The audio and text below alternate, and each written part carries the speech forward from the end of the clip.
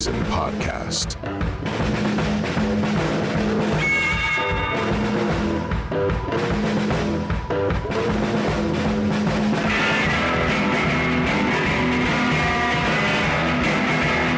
Here are your hosts, Sean Phillips, Andy Van Beber, and Travis Kirkendall. And ladies and gentlemen, welcome to the Voice of Reason. It is an odd day for us to do it, but it is a Wednesday. My name is Andy Van Beber. Travis Kirkendall right over there. That's me. There you go. There you go. Over there.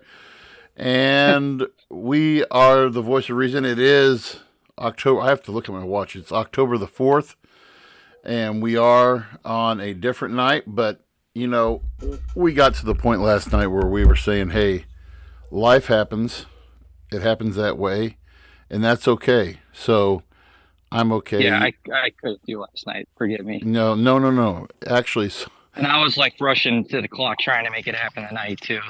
No, that's why I was like, it's not okay. I would prefer 8, but I can't make it happen. That actually was cool last night because, dude, I had the night before I only had like 4.5 hours of sleep. So after you said that, I was like, oh, thank you, Trey. And I went upstairs and I fell asleep. My wife wakes me up an hour and a half later and says, hey, go to bed.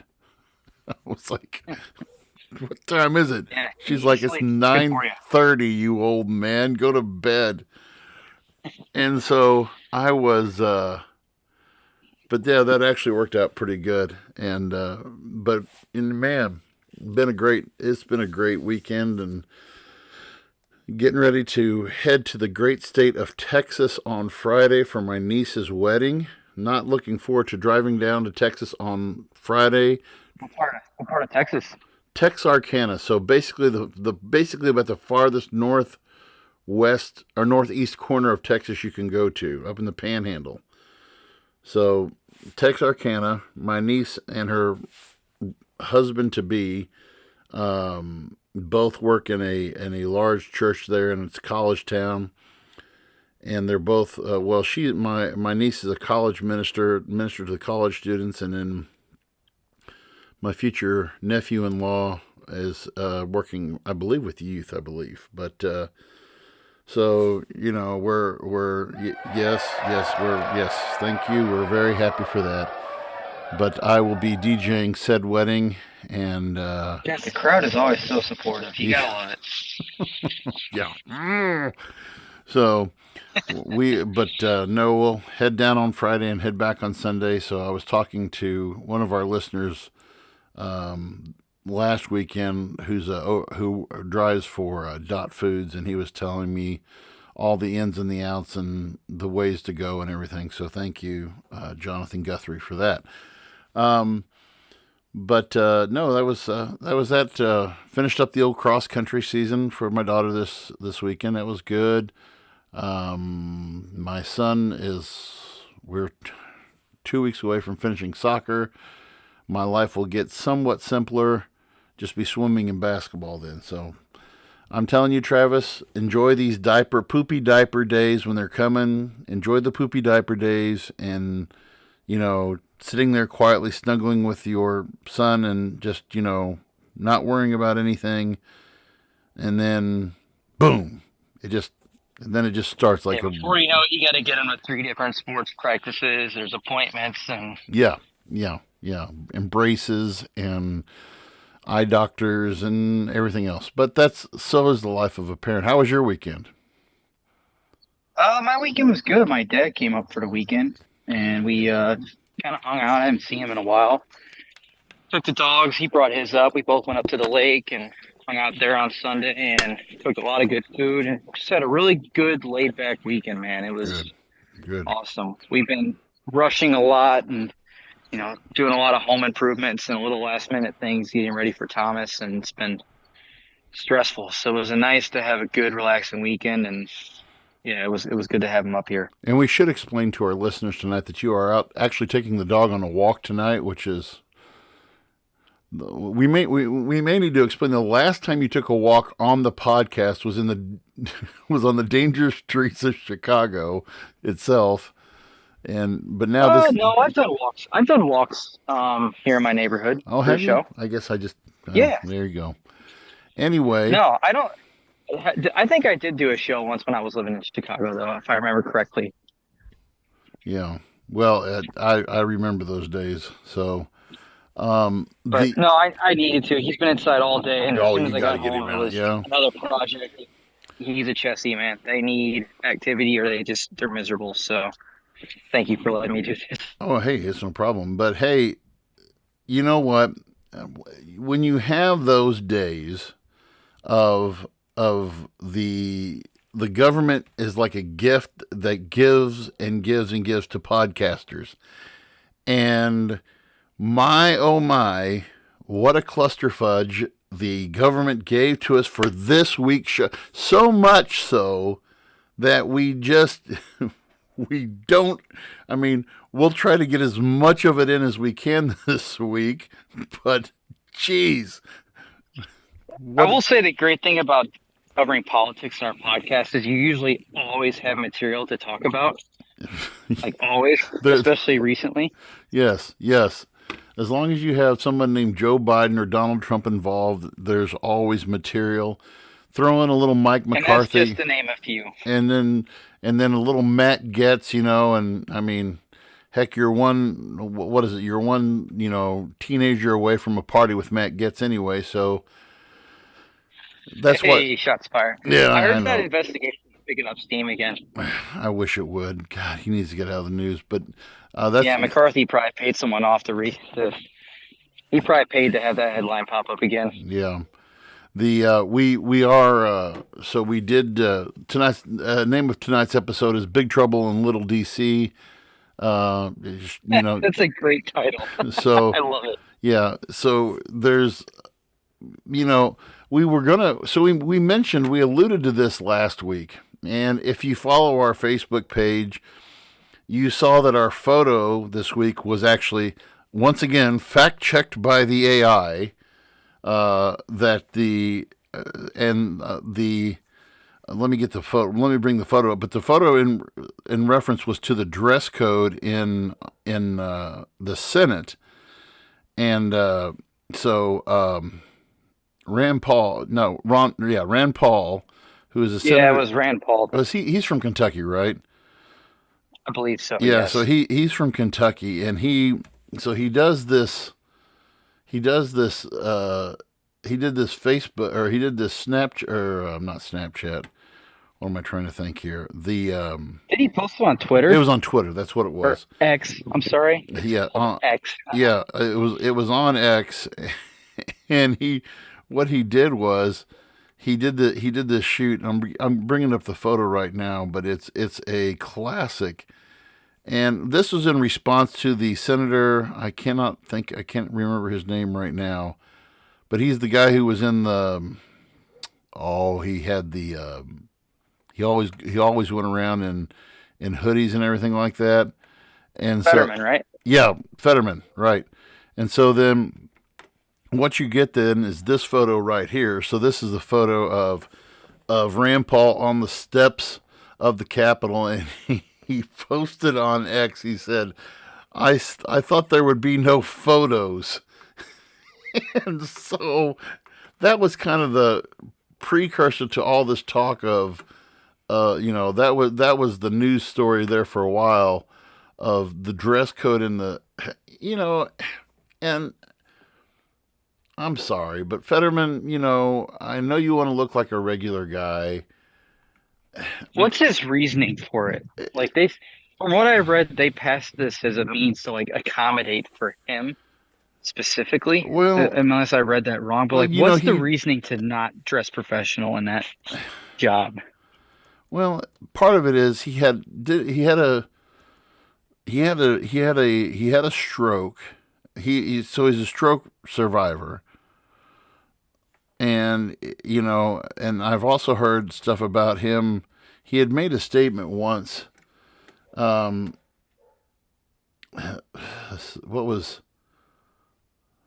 it he said? I mean, Mitch McConnell still wears suits. And that guy's going on 2 strokes now.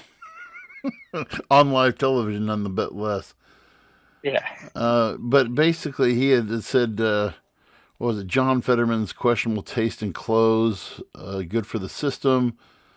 What was it? Was there a question mark after that? Good for the system. Yeah, Okay, yeah. good. So they show him. I mean, he's always wearing a sweatshirt, But then when you see him wearing a shirt and a tie, it always is. Like every picture I see of with him with a shirt and tie on, his tie's like either crooked or his collar. He looks like he just doesn't belong in a suit, you know. And but a lot of it, some of the people have said, what calling the rule change disgraceful and dumbing down of standards. And Which I'm actually on that side. he said, and so this is Fetterman's response. He said, I guess to Fox News, wearing a hoodie is more of a scandal than grabbing the hog during a live musical or show ding-a-ling pics in a public hearing, which are two actual things House Republicans have done lately. Um, okay. I mean, fair play. He's not wrong. Yeah, I mean, he said dress codes have been getting relaxed everywhere, and since Congress is following a trend that already taken off in business, banking law, and all over the place. Um, okay, but this is the U.S. Senate. You know, to me, you're a professional. You're a professional. He's whenever we do this thing every year with the Missouri YMCA. We do this thing. It's called Youth in Government. It's a government simulation up in Jefferson City, and one of the rules that we have to do is when you're there, you have to be in you have to be in what they call capital dress, which is ladies have to wear a dress and either a dress or a pantsuit or something, and guys have to wear a shirt, tie, slacks, and a sports coat. That's professional dress. That's capital dress. You know, if I'm working the night shift at the local 7-Eleven, okay, I'm not going to be really concerned about what I'm wearing. But if I'm a U.S. senator who makes $175,000 a year, I might add, I'm going to dress the part. Okay, I, Yeah, for sure. the last phase of my teaching career, and I totally redid my wardrobe this year. I bought a ton of these shirts from this Temu that advertises on Facebook, and I guarantee I've got about 25 shirts from them. And they're cheap and they're made for big guys, but they're still dressy and they're still nice and they're not like cruddy clothes. But they're all it's like a graphic tee, but in a dress shirt, and it's a Hawaiian shirt. So I wear those, and I think that's cool, and the kids get a dig out of it and everything. But never in my wildest dreams would I wear a hoodie or sweatpants or anything like that, flip flops, whatever, to my job. I'm not going to come. You dress for what you're working in. I mean, we have casual Fridays, and I'll wear a t-shirt and jeans. But other than that, I want to dress to where I look halfway professional, I guess. I don't. What's your thoughts on that? I mean, Congress is, in my opinion, what should be one of the most professional environments there is, in my opinion, right? You're representing millions of people. You're writing legislation that affects an entire country. There's a lot at stake, and there's a lot of responsibility. And like it or not, yeah, appearance is everything, and you wear a suit and tie and you look good, you fit the part. I mean, that to me is professionalism, especially when it comes to something like that. If I see a leader on, let's just say Fox News or whatever the news source is, and they're getting interviewed from, let's say, the Capitol building, and they're rocking a hoodie and gym shorts and like some shitty old torn up Van shoes or something. Yeah. That doesn't give me confidence. That doesn't give me like oh wow, my leader looks great, That's an or episode of Maury I don't know, Povich. I it just mean, looks ridiculous. It doesn't right. make you look like, oh, I want to look. What did Fetterman say? He wanted to look more like the common The man. Like, no, common you look like man. a fool. Right. Well, you Because look, any common man in that position would know, like, hey, I should probably go wear something nice. right. Well, and I also thought, I think to past It's president, laziness. It's I, pure laziness. I think to past presidents, and I think, I may not have been a Donald Trump fan, but the man was impeccable in his dress. Even if he's out playing golf, and the time when he's out playing golf, he wore a polo, nice pants and everything else like that. Whenever Obama would have somebody over for like a casual interview or something like that, or he's talking about sports, he still would have a button-up dress shirt. He may not have a tie on, but he's still, you know. And so, I mean, there's I ways mean, yeah, to Obama there. always dressed nice till that tan suit. Then it Yeah, was just all hell broke the loose on that one. yes, I couldn't let you forget about that the one. tan So suit ridiculous. debacle. Oh Yeah, man, they were worried. Think about this. This was back in what, 2007, 2006. They were freaking out that a 2006. president wore a tan suit, and now we're letting Fetterman. congressional members just wear whatever they want. You know, I'm gonna. My, how the times have changed. I'll say one more thing. We'll move on. There's this classic. Um, it was post 9/11, and it was a skit on Saturday Night Live, and Will Ferrell was on, and it was a skit about dress America, to support America Day, support Patriots Day, and to dress American and everything.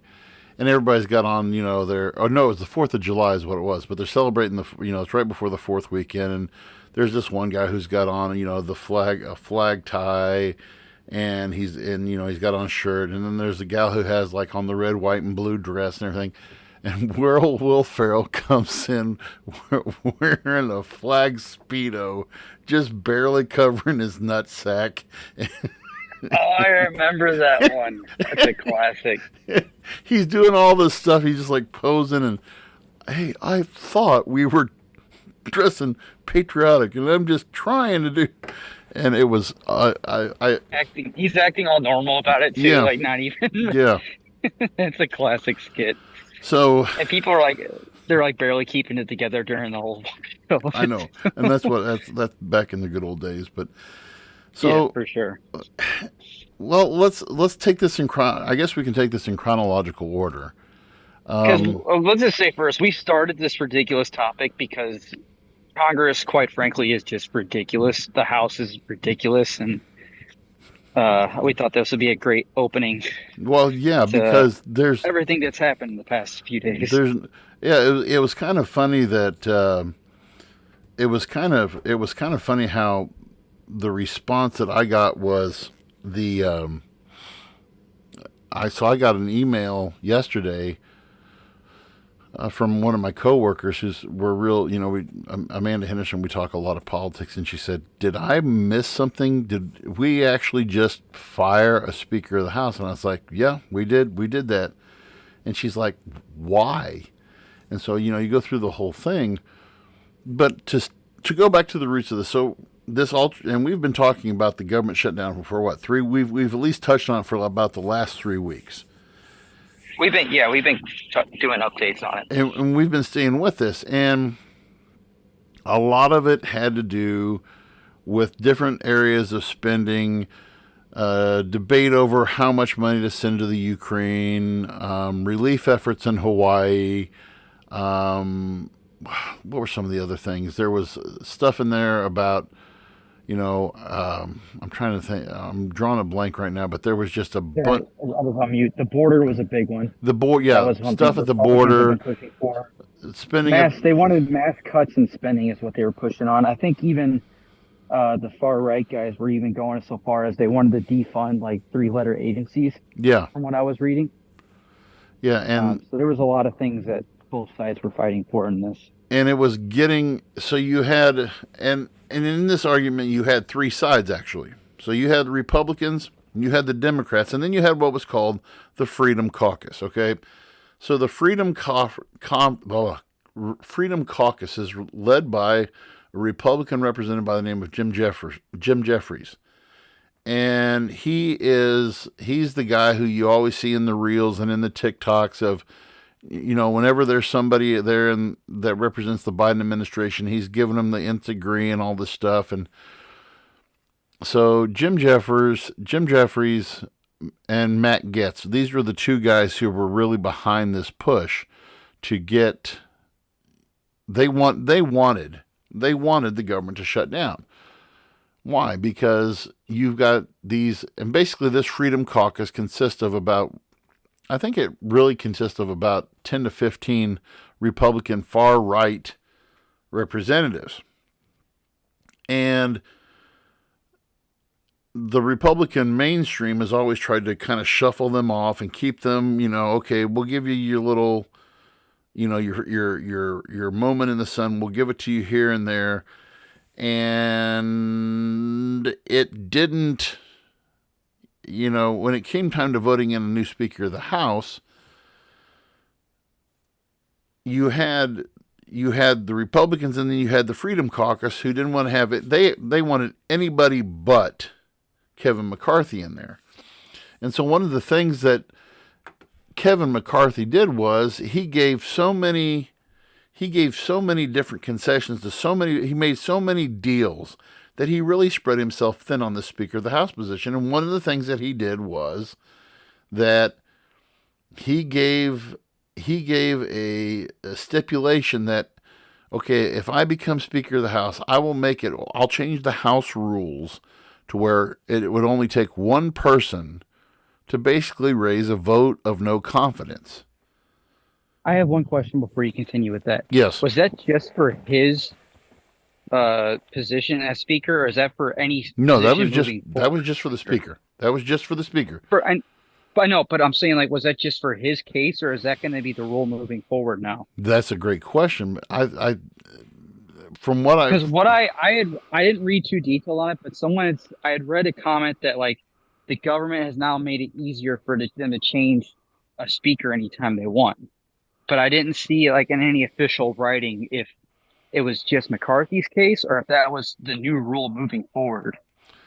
From what I'm reading from the Philadelphia Examiner, it says McCarthy cut a deal with conservatives in January as he sought to gain enough support to become Speaker that he allowed a single member of the House to force a vote to oust him. Okay.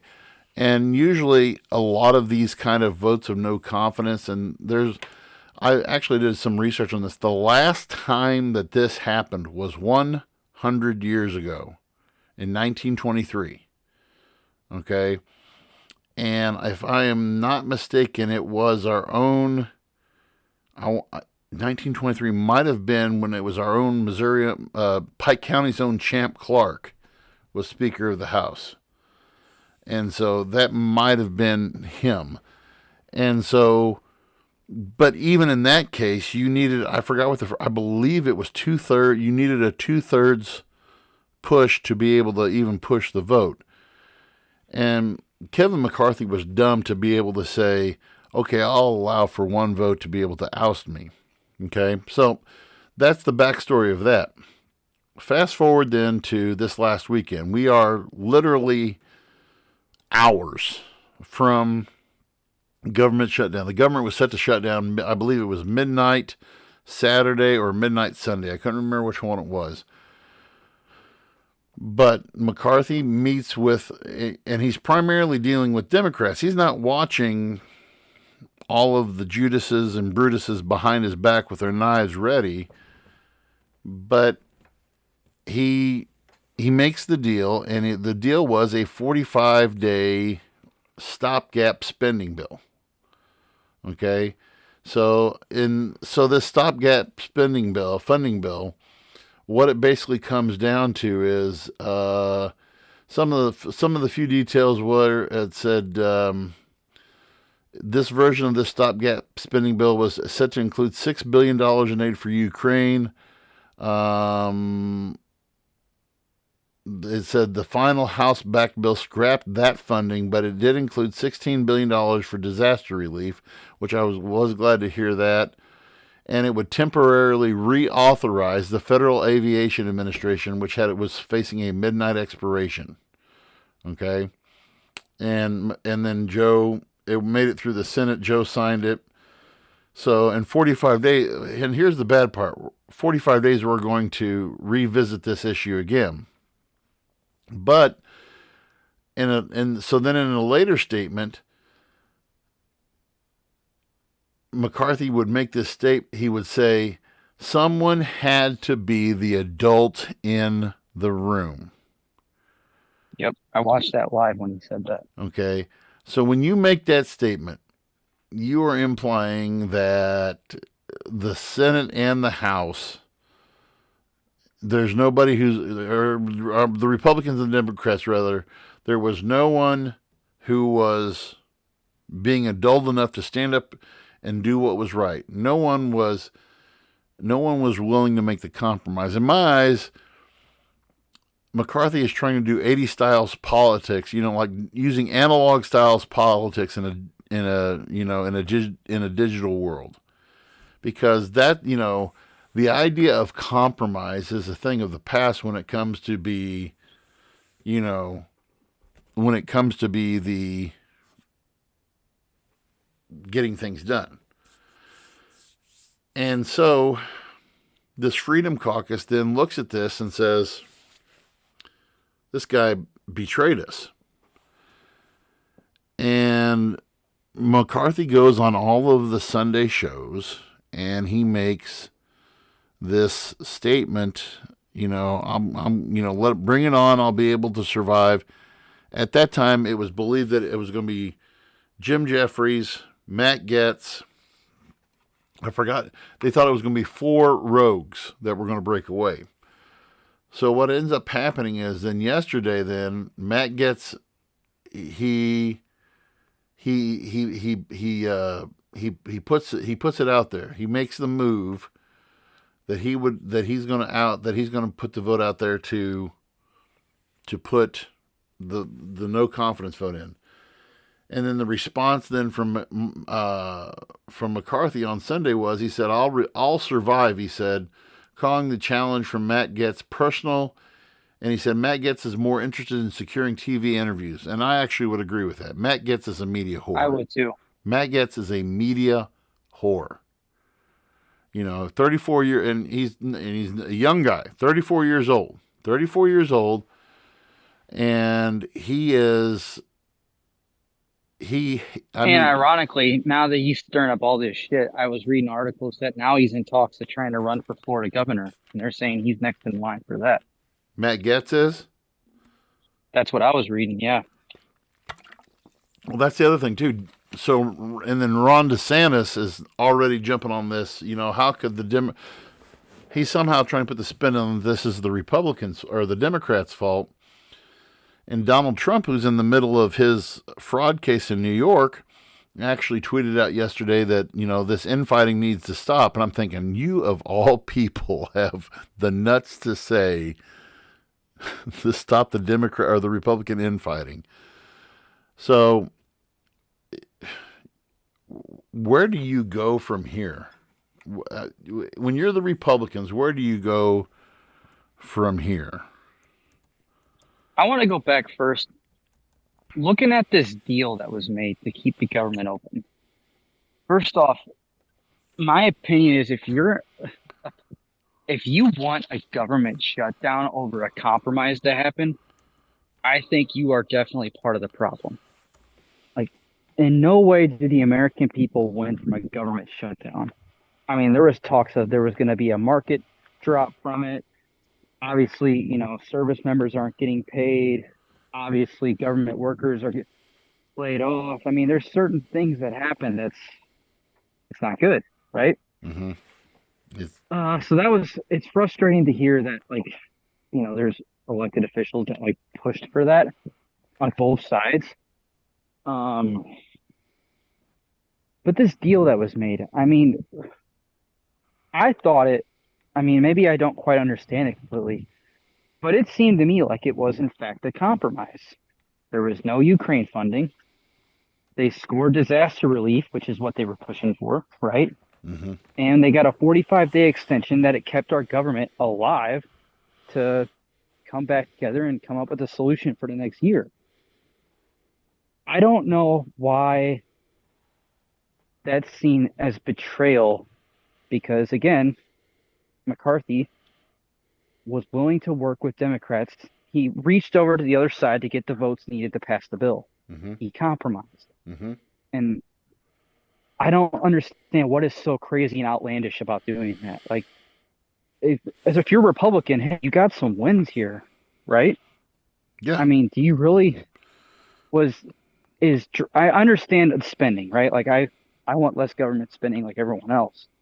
But to drastically just cut everything and then start defunding 3-letter agencies is absolutely absurd. And they were pushing for something that was never going to happen. Getz never believed in what he was saying. The Freedom Caucus knew what they were asking for was never going to get met.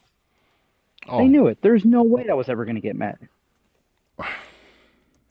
So for me, it was kind of frustrating to see, like, because I watched the live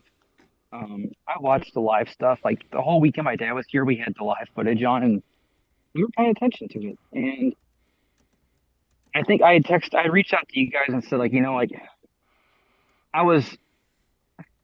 I'm not a huge McCarthy fan by any means, but it was a little refreshing to hear some of the language, and like, it really seemed like the guy was fucking trying as much as he could given the circumstances and who he was fighting. Maybe he's just a good actor, but it really seemed like the guy was really, really trying. That being said, I was also really disappointed to hear, I mean, not just the Republicans, but the Democrats too. Like when the deal was made, the language that was used on their side too. Like I forget strong. Majority, or not him, but there was another leader. It was a woman. She like went on a stand and was like, McCarthy admitted defeat. The Republicans admitted defeat. And it's like, really? That's what you're gonna say? That doesn't like. It's just. I don't know. I would have been more refreshing to hear like, hey, like the other side was willing to compromise and we came to a deal. Instead, they're acting like children on both sides. Who won? And who won? Now we're in a position where we have no Speaker of the House, and we only have 45 days until the government potentially shuts down again. Republicans have no idea who's next in line. I was reading some of the potential candidates. Yeah, we'll get to that in a second. We went one step forward, but then went right back to where we were, if not 2 steps back. Yeah. I don't see how the American people won from this. I don't. No, and you hit the nail right on the head. One of these, so to answer, and one of our followers, Colby Coleman, says, who will be the next speaker? So right now, just to clear the air, right now, the interim House Speaker is Patrick McHenry, who was, so one of the things that Kevin McCarthy has the right to do as Speaker of the House is he saw this thing coming, and one of the things that he has the side ability to do is, okay, handpick a interim in case that I have to step down. So just to give, Patrick McHenry is not only a colleague of Kevin McCarthy, but a close friend of Kevin McCarthy. And so if you watch the vote, and that was the thing in and of itself, if you watched the vote yesterday, and it was 218 to 210, and the McCarthy, he starts the hearing, gavel, gavel, gavel, okay? And if you've ever watched anything in the House,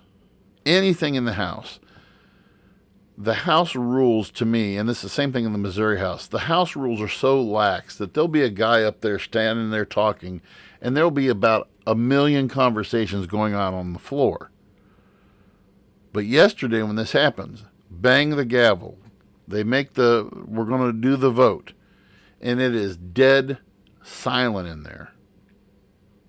They go through, they do a voice vote of every one of these guys.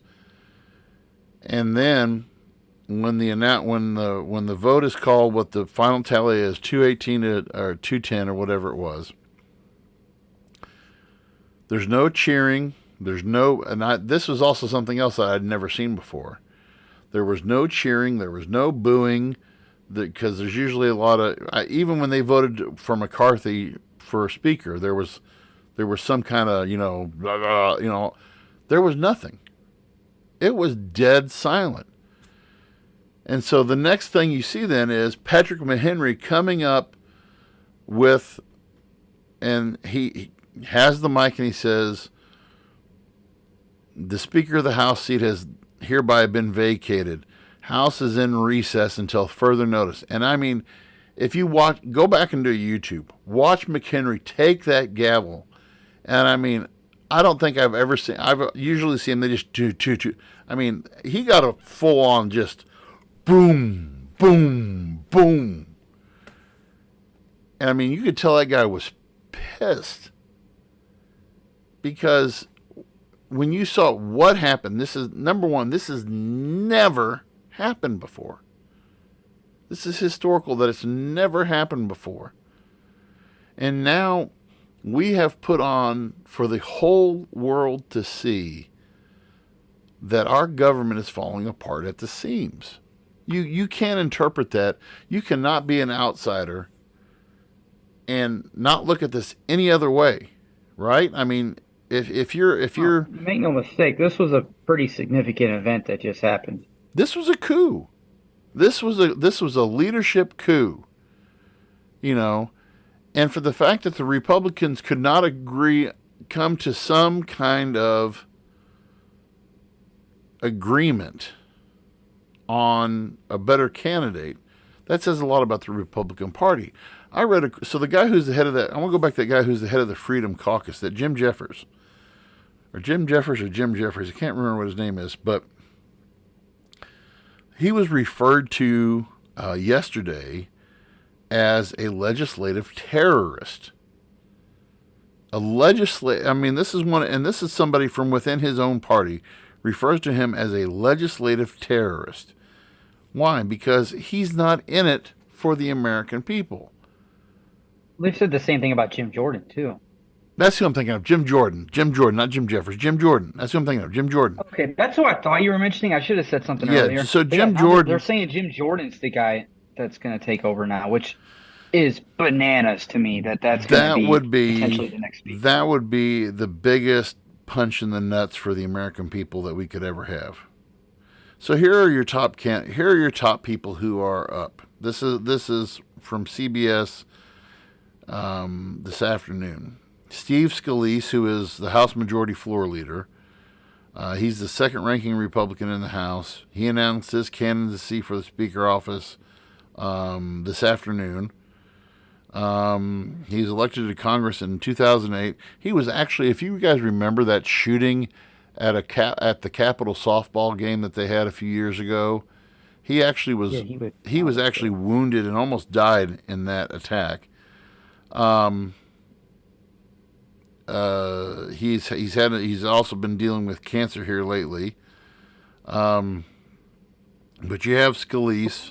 I don't know much about his history, but his little statement, I know what article you're referring to. Yeah. He had made the statement of he wants to kind of be that unification voice and kind of unite the House is kind of what he was going for, which, hey, if that's true and you're willing to compromise, I know they hate to do it, but maybe he's not a bad choice. Granted, I don't know his history. Yeah. But he sounds more open-minded than Jim Jordan. He comes from a safe constituency in Louisiana. Jim Jordan, the chairman of the House Judiciary Committee, and that select subcommittee on the weaponization. This was the guy who was talking about the weaponization of the federal government. We actually did a podcast about that earlier on. We've got him. And some of the things that he said, we're at a critical crossroad in our nation's history. Now is the time for our Republican conference to come together to keep our promises to Americans. The problems we face are challenging, but they're not insurmountable. We can focus on the changes that improve the country and unite us in offering real solution. But no matter what we do, we must do it together as a conference. Okay? and he's one of these guys, with on board with this whole Ukraine thing. The most pressing issue on Americans' mind is not Ukraine; it's the border situation. Okay, this guy is from Ohio. Okay, so again, Ohio's 4th district, highly contested district. Okay, yeah, John Boehner was the one who called him a former House Speaker. John Boehner called Jordan a legislative terrorist. So you've got that Kevin Hearn, who represents Oklahoma's 1st congressional district. He's another one who's, so these are, I believe those are your top 3. There's speculation that Matt Gaetz will be, pardon my French, but the ass clown that he is, and he will probably throw his hat into the ring as well. Oh my God. So I want to offer this perspective. We've got about 20 minutes left, and I want to offer this perspective and go, let's look realistically at what the Republicans have done with this situation. And in my view, and I kind of heard this echoed on other podcasts and other streaming services yesterday. When you look back at the election, the midterm elections of 2022, and it was supposed to be the red wave, and it was going to be all of this, we're going to get out, we're going to take the Senate, we're going to just have an overwhelming, because what they thought that they had the finger on the pulse of America, and what they believed was the pulse was that Joe Biden is just, he's sucking it up, and and it's still true, his approval ratings are in the toilet. But when the election came around, it didn't turn out to be what they thought. And in my opinion, one of the things that They showed how out of touch they were. Yeah, number one, they're out of touch. Number two, I think it was a reaction to Republican policy. Exactly. Stand wherever you want to, and we've had our discussions on Roe v. Wade and pro-choice versus pro-life. I'm a very pro-life person. I believe in case we've had that discussion. We've been down that road.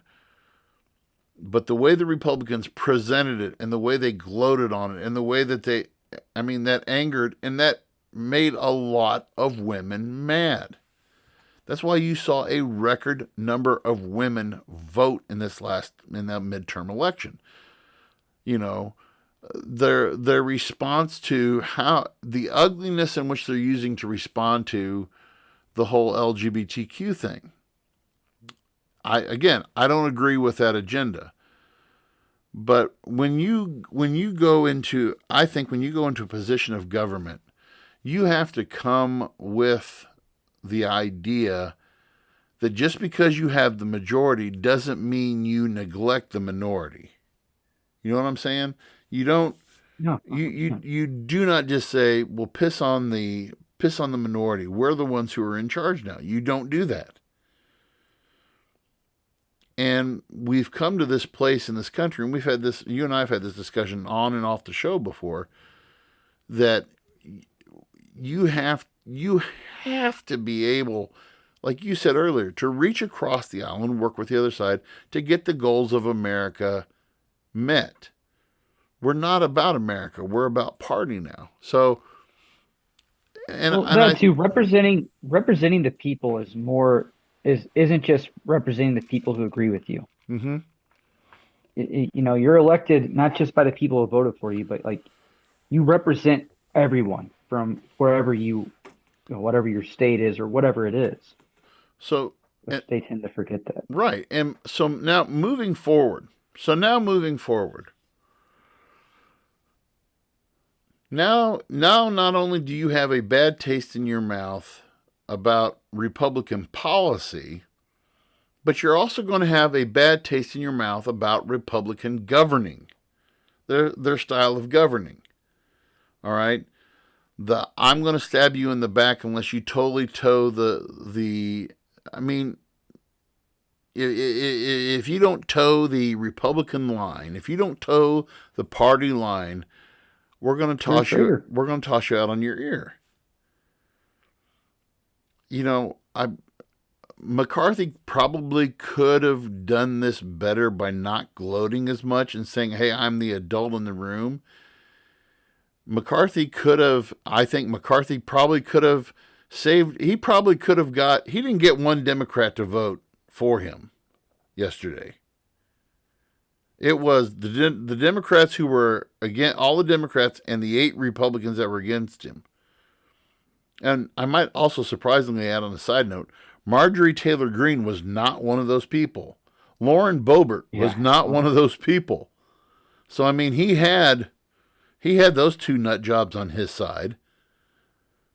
But, you know, and I would say with his gloating, like that statement he made, he was getting kind of irritated with the press. Like they were kind of asking questions to kind of, I would say they were definitely fishing there with some of their questions. And I kind of understood why he was getting pissed with some of those questions. And that's probably why he kind of went on a little tantrum with that statement. Mm-hmm. But at the same time, like I kind of had to agree with him though. Like, I mean, with his statement, yeah, he could have, like you said, he could have went about it the better way, but like a compromise had to be made. Yeah. Yeah. Which I don't, but whatever. If betraying your party is, I don't know. That was strong language. I thought that was strong language. That was too strong a language to say you're betraying your party. Is it about the party or is it about the people? You just took the words right out of it. Evidently, it's about the party when you make statements like that. To me, if that doesn't concern you, hearing your officials saying that kind of stuff, if you agree with your officials making statements like that, that is exactly the part of the problem with our country and everything. The thing that really shocks and I guess I should say even shames me the most is, again, how divisive, and this kind of and I touched a little bit on this last week about kindness and just the common decency of people. There is no common decency in Congress anymore, in my opinion. You have, either the newly bred or the nearly dead in Congress. You got these guys who are so green behind the ears that they're going to take the world by storm. I've got, screw the way we've done things in the past and compromise. We're going to bull charge a gate and we're going to drain the swamp and we're going to do things this way. Here's how it's going to be, and here's your, and we're not going to be censored and we're going to say what we think and we're going to be the Marjorie Taylor Greenes and the Lauren Boeberts and the Matt Getzes and the Jim Jordans and all of these guys. We're going to go out there and we're going to make a name for ourselves. And to hell with everything else the way we've done it in the past. And we're right, and I've used this analogy many times before. I'm right, you're wrong, I'm smart, you're stupid. And you're right, Travis. I mean, what is the bigger picture? Because right now, America is becoming more disunified than we could possibly be. And I have to agree with Kevin McCarthy in the fact, even though I wouldn't have made this statement, somebody has to be the adult in the room and not just moan and cry and take up your toys and go home when you don't get things your way, which is what happened to McCarthy. Now we have this extension, but even with the days we have left, is anything going to happen now? Because now we have a House that's in shambles. Oh. They're wasting time trying to figure out that clusterfuck.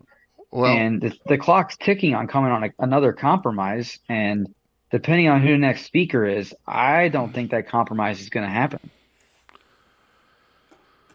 Well, and here's something to ponder. Okay, right now, and I've just pulled up the House of Representatives schedule. Okay, they're scheduled to go into recess on November the 23rd? No, November the 21st. Okay. And you'll be on recess then until probably after the new year. I mean, what are we? So that's a little. So that 45 days will come up. So that'll be November the 4th, and then another 15. I mean, that'll put them right up against the recess date.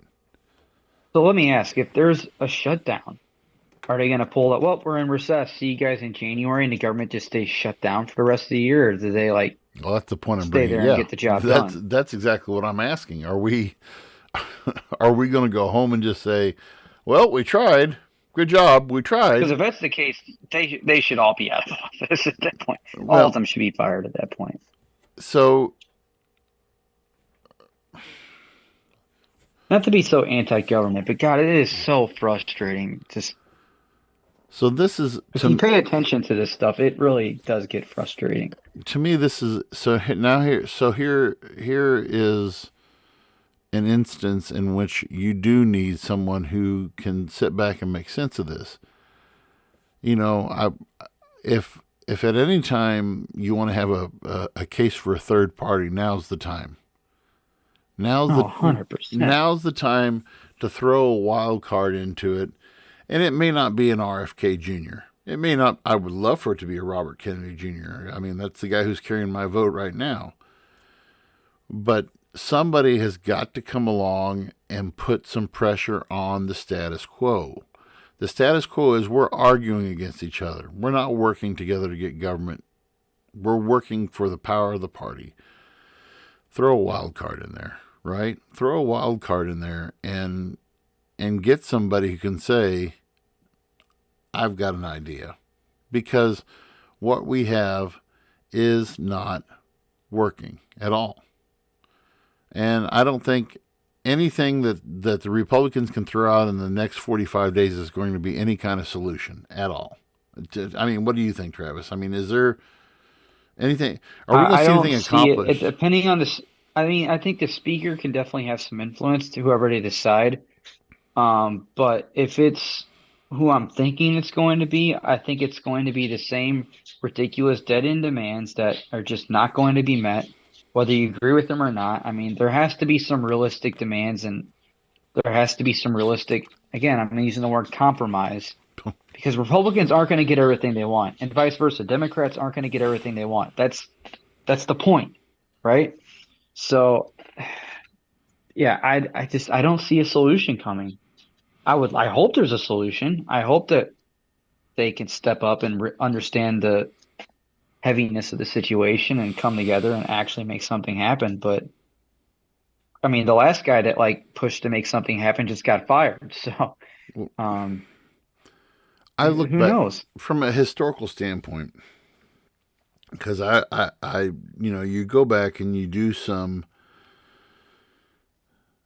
history search of past speakers of the House. Obviously, we know about Nancy Pelosi, probably one of the most hated women in Republican politics, who's a Democrat.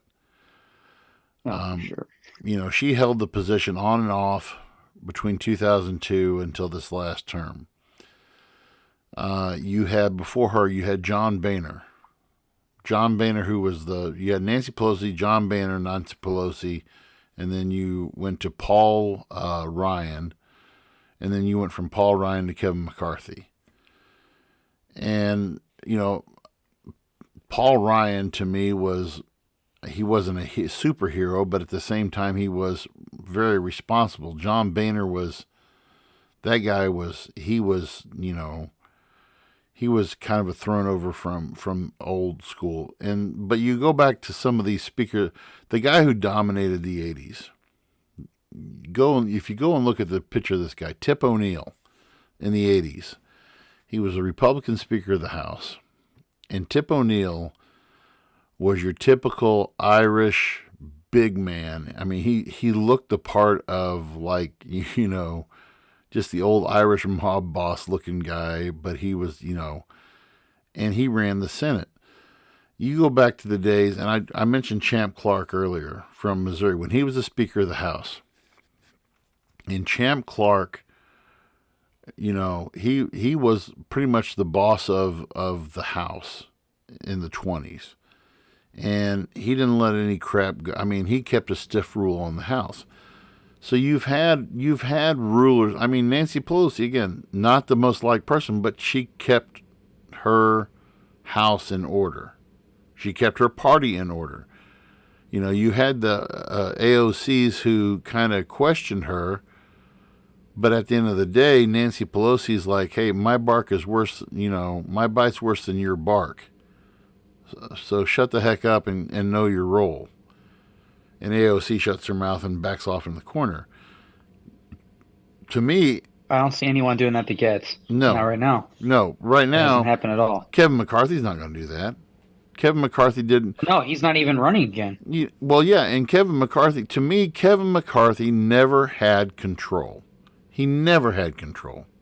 He gave up control the minute he agreed to that stipulation that one person could allow a revote. And he and then you look at to all of these people, the Freedom Caucus, the Jim Jordan, making him the head of the House Judiciary Committee again. Letting him. That guy always has a microphone in his face, and giving big positions to all these people and promising people seats on these committees and that committees. You make too many deals, like we said at the beginning, one of them's going to fall through, and it's going to bite you in the butt, and it did.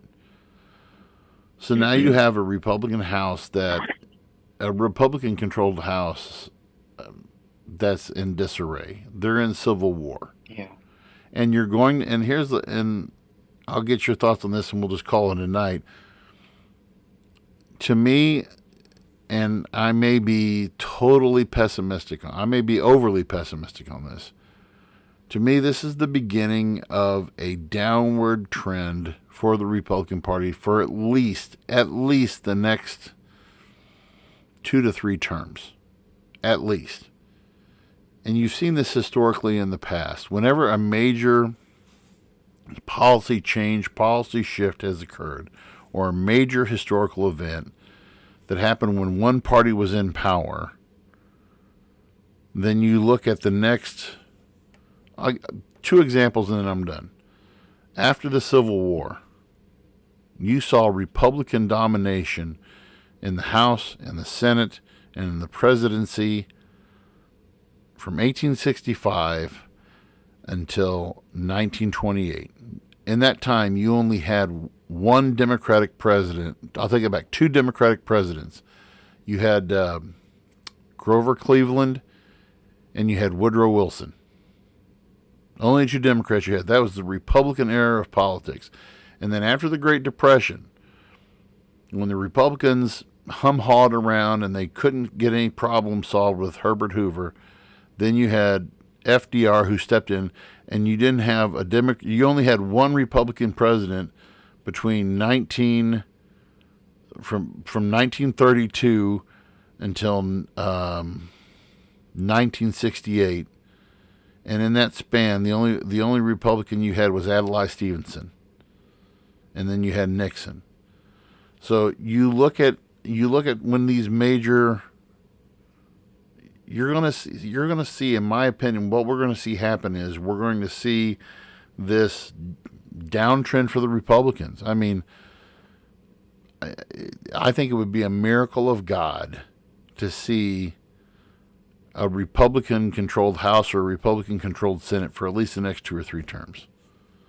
What's your final thoughts on this, Travis? I don't think you're far off in that.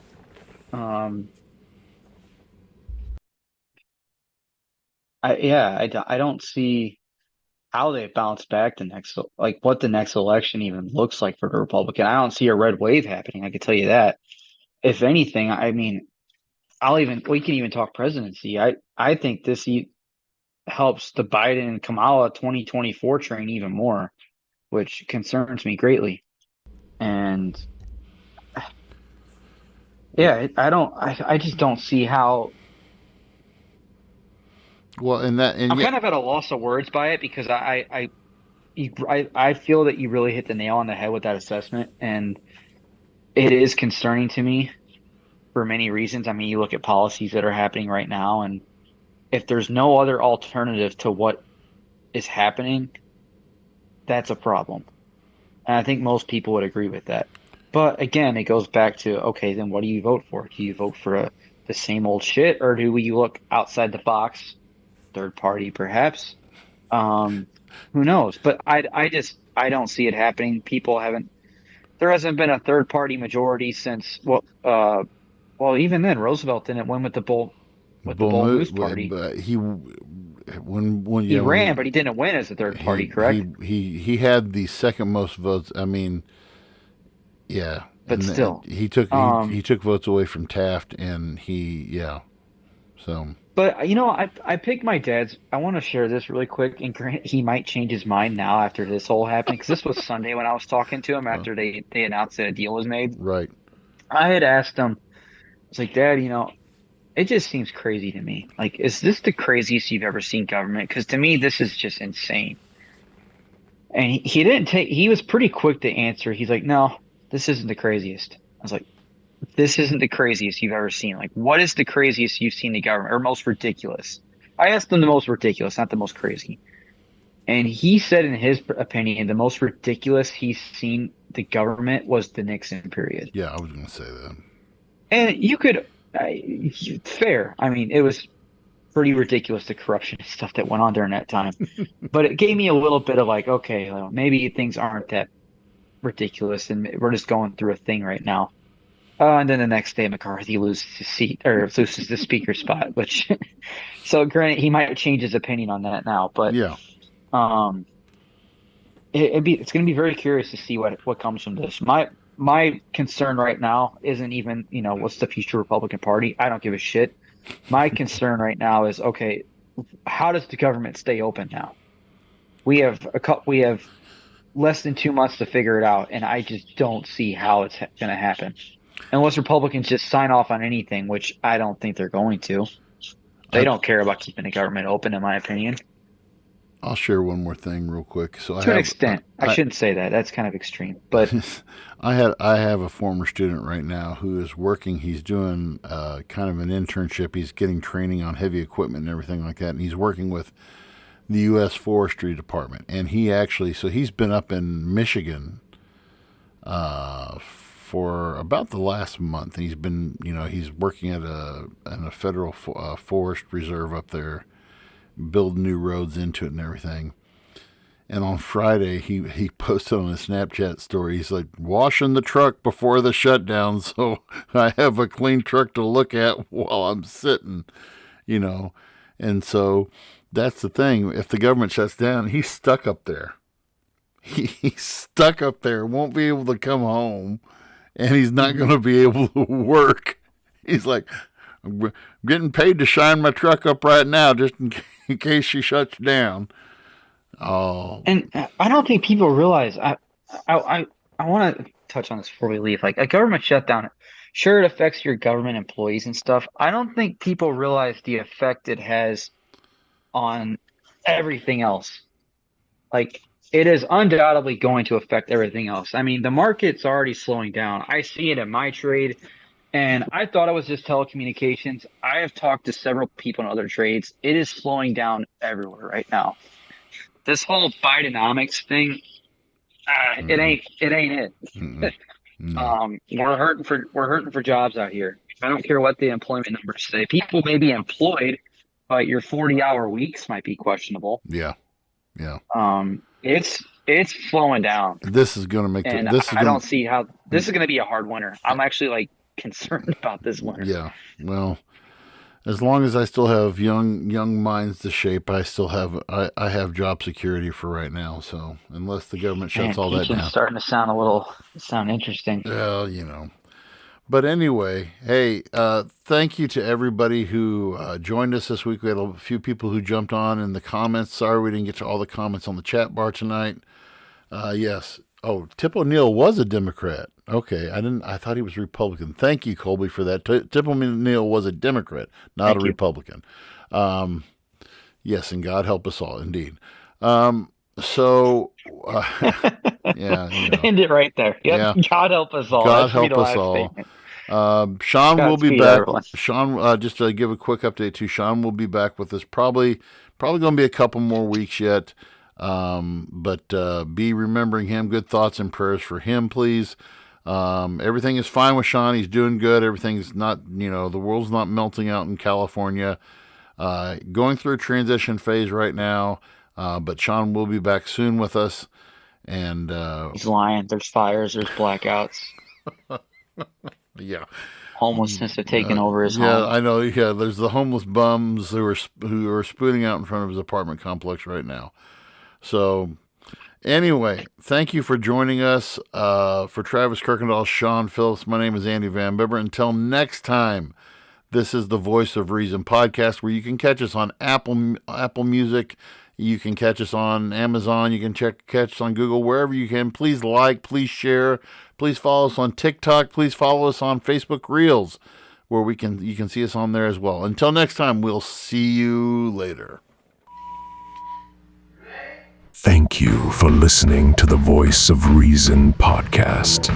Be sure to check out our other content on Facebook, YouTube, and TikTok.